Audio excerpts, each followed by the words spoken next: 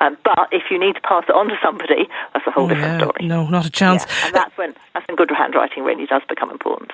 Liz is with us too, Vanessa. Liz McGuire is the creator of Flea Market Love Letters. Do you think are we losing or have we lost the skill of good handwriting, Liz? Well, thanks very much for having me on. I love to talk all things letters and handwriting, so this is a delight. With regards to handwriting being lost, I think it's more of an accessibility issue. So I don't decide that a letter is a letter if it's pen and paper. I think that if someone is more comfortable writing on a keypad, then they're more comfortable writing on the keypad as long as the writing gets done.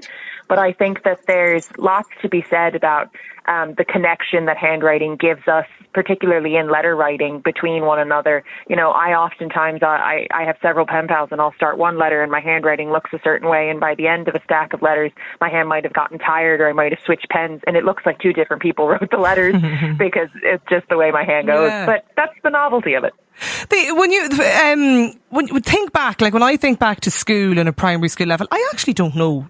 I should have maybe asked this earlier today in primary school. Like, I remember in the early days of maybe second, third, fourth class, there was nearly a session a couple of times a week. You had, it was first class actually, it was the area of Holy Communion. You had calligraphy classes. Like that would be part of the day. You had a special copybook with the lines in it and, the good pen and the ink pen, and you would actually spend time learning, how to write properly. Well, I'm nodding away here like I can think that you can see me, but I'm agreeing because I remember I was probably, my nieces and nephew are much, much younger than me, but I don't think they're having penmanship classes. But I remember having the notebook about practicing your handwriting.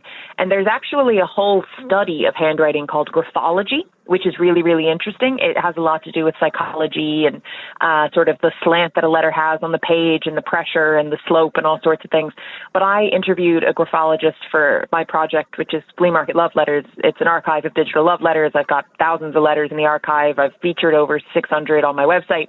But I interviewed a graphologist for it, and she actually said that it's easier to analyze contemporary handwriting because we aren't all writing from a boilerplate, whereas older handwriting, when you go back, into the 1900s, everybody was learning to write from a template. So the handwriting, for graphology's sake, is much easier to analyze in 2024 than it would be 100 years ago.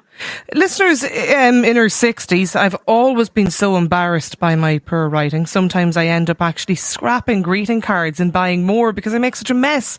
I work in finance and function normally in most things. I wonder, is there any help out there for me or classes that I could avail of? So I think that there's definitely something to be said about practice just at home. And that's where I think that letter writing is a great exercise. There's journaling and there's letter writing. And oftentimes I find, I slow down when I'm writing a letter to someone because I'm thinking, have I made this word clear, or have I kind of, completed my thought? So I think that there's definitely exercises at home that you can do to refine your handwriting. But I also think that handwriting is like a fingerprint. So, if you've got chicken scratch, you've got chicken scratch, but it's your chicken scratch, so own it.